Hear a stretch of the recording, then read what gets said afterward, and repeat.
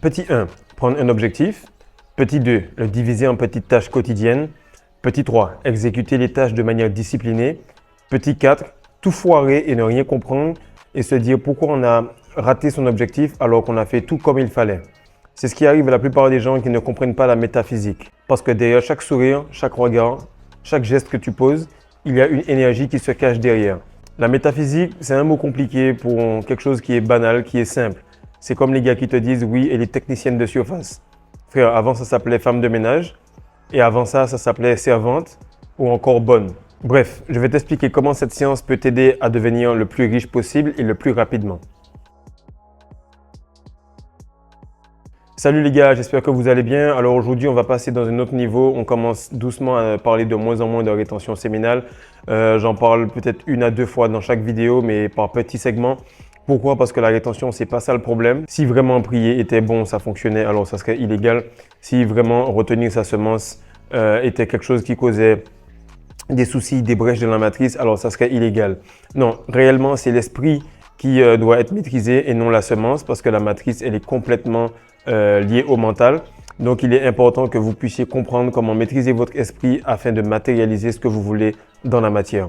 Donc, sans plus tarder, on va commencer rapidement avec quelques points où vous comprendrez tout simplement pourquoi il ne faut pas agir dans certaines situations et pourquoi dans d'autres, il faut complètement s'immerger dans ce qu'on fait et être dans un flow state. La première chose, c'est que qu'est-ce que la métaphysique? La métaphysique, c'est vraiment un mot qui est super complexe pour un truc simple. C'est toutes les couleurs que tu vois ici. Par rapport au chakra, tu verras qu'il y a un niveau d'énergie aligné à chaque niveau de vibration, à chaque couleur, à chaque émotion. Donc, si tu ressens de l'amour, tu vas vibrer beaucoup plus haut que si tu ressens de l'apathie ou du chagrin. Et le plus souvent, les gens vont faire les choses en se disant que si je fais la chose, logiquement, j'aurai le résultat. Mais comme je l'ai expliqué dans l'autre vidéo d'hier, c'est pas le travail que tu fais pour la personne qui importe, c'est le travail que tu fais sur toi. Et le travail que tu fais sur toi, c'est le fait d'affûter la scie, de rendre ton esprit le plus affûté possible avant de commencer la tâche. Okay? Et la plupart des personnes, ils vont passer 15 ans à couper un arbre au lieu de passer 14 ans à affûter la scie et 1 mois seulement à couper l'arbre. Donc, il est important qu'à chaque fois que tu te mets dans une situation, que tu fasses un acte, que tu poses un geste sur un projet que tu vas mettre en place, que tu sois dans le bon état mental. C'est aussi simple que cela. Le deuxième point, c'est que la religion, en fait, il te donne une routine, ok? Il te donne une routine, c'est pour t'aider à être focus. Donc, si tu es musulman, tu as Juma, tu vas voir que le vendredi, tu vas aller à la prière, etc. Tu as la prière pendant la journée. C'est pour te laisser focus. Le plus il y a de difficultés à être focus, le plus la religion a de dogmes et de routines pour garder son peuple discipliné. Donc, si tu as 5 prières dans la journée, si par exemple pour les adventistes, tu as le sabbat ou le témoin Jéhovah, tu as des choses le dimanche, les évangélistes, peu importe. Toutes les religions ont une forme de routine pour te permettre de rester focus, pour te permettre de te remettre dans ton niveau de vibration assez élevé pour aller rencontrer ton Dieu, pour aller rencontrer la version interne de toi-même. Donc, lorsque tu vas comprendre cela, tu sauras que, OK, la prière que je vais faire, il faut que je me mette dans un état de conscience assez élevé. Et c'est pour ça que les musulmans, lorsqu'ils prennent par exemple le tapis, ils font l'ablution et tout, ou bien les évangélistes ou les chrétiens vont joindre les mains. C'est tout simplement pour mettre le cerveau en axe. Lorsque tu joins les mains, ben, les deux parties de ton cerveau ne font qu'une et tu as la partie analytique et la partie créative. Donc, ça te permet tout simplement d'aligner les deux. Lorsque les gars font les mudras et ils se mettent tout simplement comme ça, ou bien comme ça, ou bien comme ça. Qu'est-ce qui arrive, c'est que tout ça va permettre de joindre les deux parties du cerveau pour avoir le côté féminin et le côté masculin du cerveau pour pouvoir focus l'entièreté du corps de la personne à l'acte qu'il va faire. Le plus souvent, les personnes vont faire tellement souvent la routine, tellement de manière répétée, qu'ils vont prier sans y penser, ils vont dire des choses sans y penser, sans y réfléchir, et ça va devenir tout simplement quelque chose de banal. Donc c'est ça qui fait que trop faire quelque chose ou le faire pour le faire crée l'effet inverse. C'est vraiment important de comprendre que l'univers que tu as devant toi est beaucoup plus magique que ce que tu penses. Lorsque tu pries avant de manger, tu élèves la vibration de la nourriture. Lorsque tu joins les mains, tu es en train de mettre tout simplement ton cerveau à l'unisson pour faire une tâche. Lorsque tu prends ton tapis et que tu baisses la tête et pour que ça touche le sol, c'est ta glande pinéale et ton cerveau sont remagnétisés par rapport au sol et par rapport au magnétisme de la Terre. Donc chaque religion a une part qui te permet de te restructurer, de te recharger et tu vas avoir toujours une partie pour la routine, une partie pour maîtriser l'esprit et une partie pour reminéraliser, remagnétiser, électriser le corps. Donc, c'est vraiment important de le comprendre de cette manière-là pour te dire que peu importe là où tu es, peu importe ce que tu fais déjà une forme de magie. La magie, c'est l'âme qui agit en un point donné pour déplacer quelque chose dans la matière.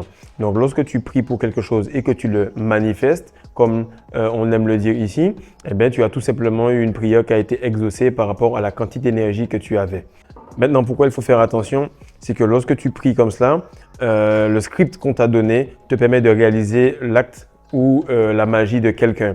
Donc, c'est simplement un script qu'on t'a donné, un exemple qu'on t'a donné pour que tu puisses retenir cette morale. Cette morale est que tu vas formuler des mots, tu vas te mettre dans un état de conscience élevé et enfin, après avoir prié pour demander ce que tu voulais comme si tout dépendait de Dieu, là, tu vas travailler comme si tout dépendait de toi. C'est vraiment ça la métaphysique.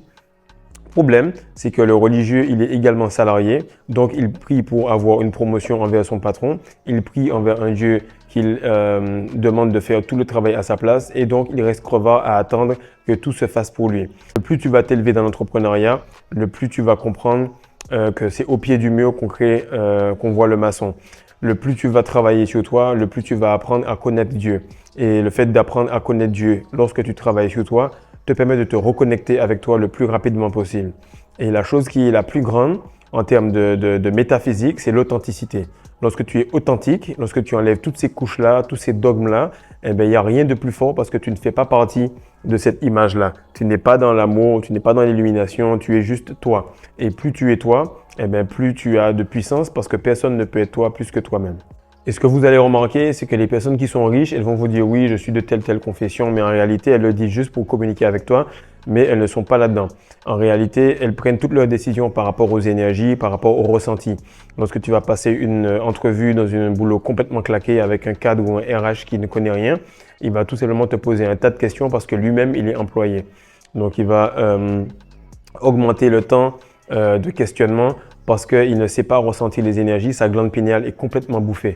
Maintenant, si tu veux travailler sur un projet énorme, la personne va te dire tout simplement, je sais pas, mais je sens que toi et moi, on va bien travailler. Il y a un bon feeling entre nous. Let's go, on y va. La réunion va durer 10 minutes. Et c'est ce qui fait que beaucoup de personnes ne comprennent pas pourquoi les riches ne travaillent pas dur. Mais en fait, ils travaillent dur sur eux-mêmes. Et donc, le travail qu'ils font, tout ce qu'ils touchent est déjà bon de nature. Donc, fais en sorte de monter cette énergie jusque dans ta tête et tout ce que tu vas toucher va devenir de l'or. Maintenant, le troisième point, c'est que cette routine-là, tu remarques qu'elle n'arrive pas à te faire vibrer assez haut. Okay? Tu pries, tu prends ton tapis, tu prends ton chapelet, etc. Tu penses que tu vibres haut, mais ce n'est pas la réalité. Avant, lorsque je prenais du L'Oréal Karité et tout ça, je pensais que j'avais du Karité, mais j'avais des résultats de 0,0001% et ceux que tout le monde a parce qu'ils achètent tous le L'Oréal à base de Karité. Maintenant que je suis au Sénégal et que je prends le Karité 100%, eh bien, j'en mets juste un peu et ma peau est nickel. Pourquoi? Parce que je suis à la source. Lorsque tu as une routine comme celle que je vais t'expliquer ou te donner une partie parce qu'en réalité, c'est plus sur Patreon que je parle de ça, tu comprends réellement comment manipuler la matière, tu comprends réellement comment prier. La routine en fait, ou la roue de secours, c'est ce que tu vas faire lorsque c'est chaud.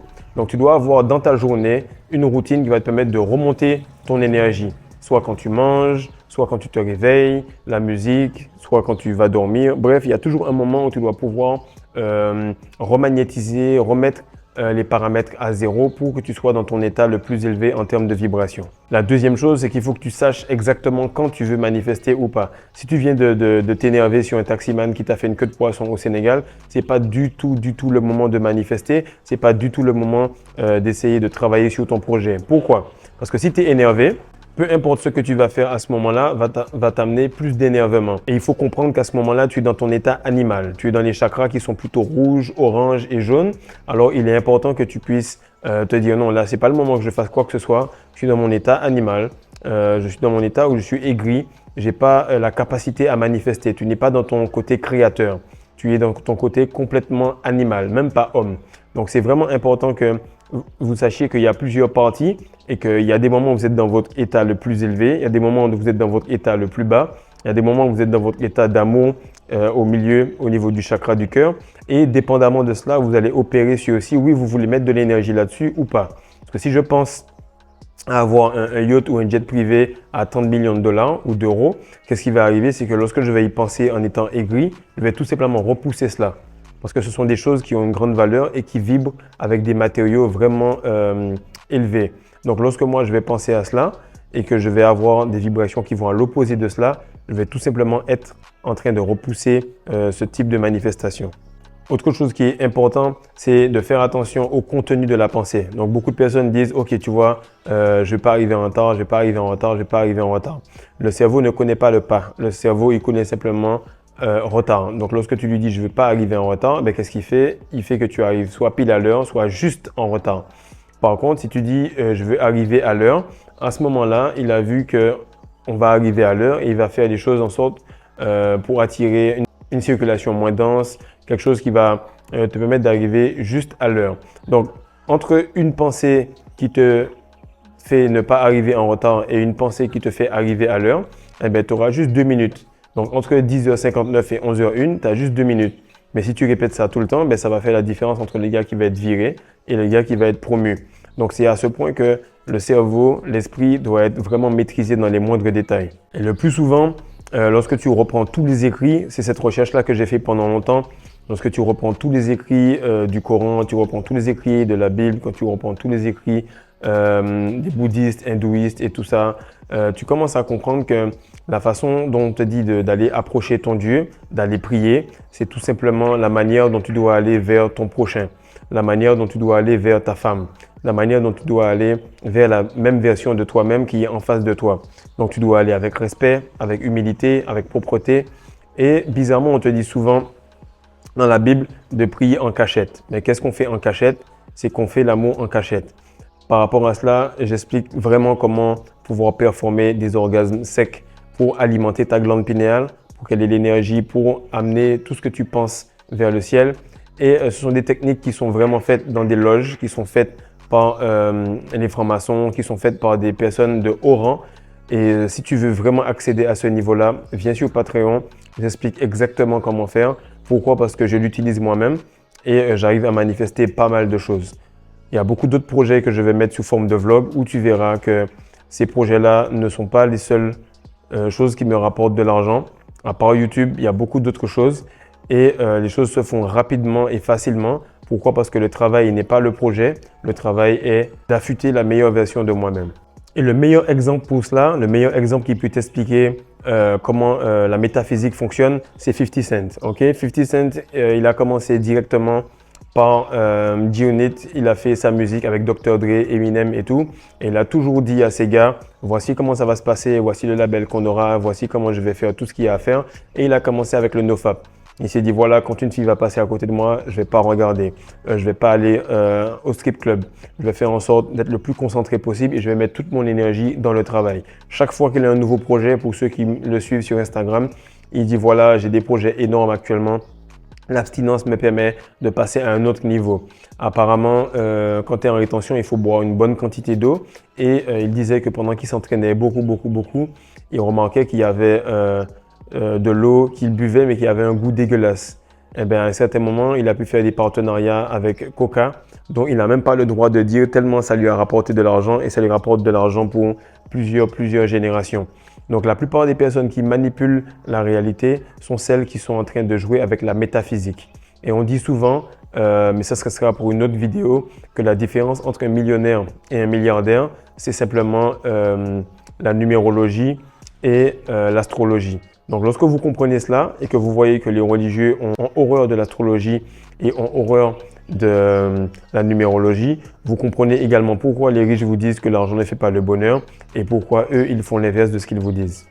Alors, par rapport à 50 Cent, c'est vraiment cool. Pourquoi? Parce que je t'invite vraiment à aller regarder cette série-là. Ça s'appelle Power. Power, en fait, c'est une série qui explique à peu près un gars qui veut sortir du hood et qui veut vraiment devenir une meilleure personne, faire en sorte d'avoir une vie d'homme d'affaires alors qu'il vient du hood.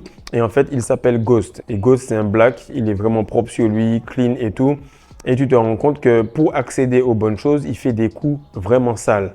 Et là, à l'opposé, tu as Tommy. Tommy qui lui est blanc, quasiment allemand, aux yeux bleus, qui est vraiment agressif, et qui tue facilement, mais qui a un bon cœur. Donc Ghost, il a un mauvais fond, mais il fait des bons moves. Et Tommy, il a un bon fond, mais il fait des mauvais moves. Et qu'est-ce qui se passe? C'est qu'ils arrivent tous les deux à se rejoindre au niveau du chakra du cœur. Et quand tu es vraiment à fond dans la rétention, lorsque tu as vraiment compris la rétention, tu vois que ce gars-là, il a fait cette série-là de la meilleure des manières et qu'il l'a fait par rapport à cette charte-là. Parce qu'il a fait plusieurs labels, plusieurs séries. Et en fait, la première série s'appelle Power, mais après, ça s'appelle Power versus Force. Donc ici, tu vois le pouvoir versus la force. Et effectivement, Tommy, il est tout le temps dans la force. Et Ghost, il est tout le temps dans le pouvoir. Parce que c'est tout le temps Ghost qui dit à Tommy quoi faire. Et qu'est-ce qui se passe? C'est que Tommy, il est blanc. Comme on représente le diable Lucifer, l'ange de lumière, qui t'apporte la vérité et qui t'explique exactement comment ça se passe dans la rue. Et c'est ce que Tommy fait avec le fils de Ghost. Par contre, Ghost, lui, il te dit directement de rester une bonne personne, de faire les choses correctement, mais il fait des sales coups et il est black. Comme diraient beaucoup de personnes, la description de Jésus ou d'autres personnes dans les écrits où on dit que c'est un black. Donc vous voyez, à chaque fois, les personnes vont vous dire la vérité dans les films, mais ils vont vous mentir dans les clips ou bien dans les interviews. Donc c'est vraiment là que vous comprenez que la vérité, elle est devant vous. Si vous ne comprenez pas ce que je vous dis, allez voir juste un épisode de Power versus Force et vous allez comprendre. Power, justement, c'est l'histoire de Ghost et Force, c'est l'histoire de Tommy. Pour ceux qui ont vu ça, les gars, s'il vous plaît, mettez ça en commentaire parce que je sais déjà qu'il y a des gens un peu débiles qui vont venir et me dire que non, c'est pas vrai, que j'ai dit des bêtises. Mais vraiment, si vous avez vu cette série-là, ou bien sinon vous ne l'avez pas vu, allez la regarder et venez commenter. Vous allez comprendre à quel point 50 Cent a tracé toute sa vie par rapport à la rétention séminale au début, mais ensuite il l'a tracé par rapport à la métaphysique. Donc la métaphysique, c'est le fait simplement de pouvoir gérer ses pensées, de pouvoir gérer son énergie sexuelle et de pouvoir influencer le monde.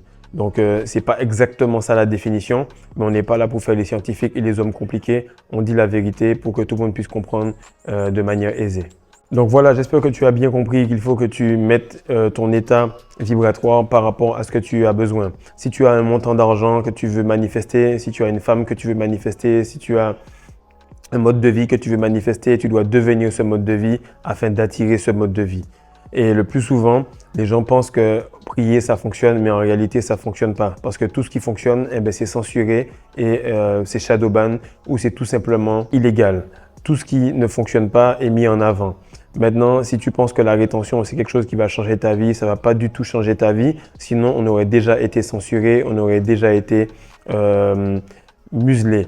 Qu'est-ce qui arrive, c'est que même si tu gères la rétention et que tu ne gères pas ton cerveau, tu vas comprendre que à chaque fois que tu es énervé, tu attires de plus en plus de problèmes dans ta vie. À chaque fois que tu es heureux, tu attires de plus en plus de bénédictions dans ta vie. Mais comme tu ne fais pas le journaling et tu ne vois pas ce qu'il se passe autour de toi, du coup, tu continues à répéter les actions d'avant avec une plus grosse quantité d'énergie et tu te demandes pourquoi cette fois-ci, je pensais vraiment avoir trouvé la clé, mais la clé, c'était pas spécialement ton entrejambe, la clé, c'était ici. Alors, ce qu'il faut que tu comprennes, c'est que la matrice, ce n'est pas quelque chose de physique, c'est quelque chose de mental. Et c'est lorsque tu vas comprendre cela que tu pourras voir que retenir ta semence, c'était pas ça le défi. Le défi était de pouvoir faire en sorte de manifester la meilleure version de toi-même. Le défi, c'était de pouvoir gérer ton esprit parce que la matrice, c'est tout simplement des chaînes qui sont mentales. Mais la métaphysique, la vraie rétention, la vraie capacité de manifestation, eh bien, elles sont mentales également. Et toutes les personnes qui pensent qu'elles vont être muselées de manière physique à la fin des temps, quand nous sommes à la fin des temps, en réalité, elles ne vont pas l'être de manière physique. Elles vont être de manière mentale. C'est pour ça qu'ils t'ont fait croire que ça va être physique, afin que tu aies peur et que ça fige ton mental. Peace.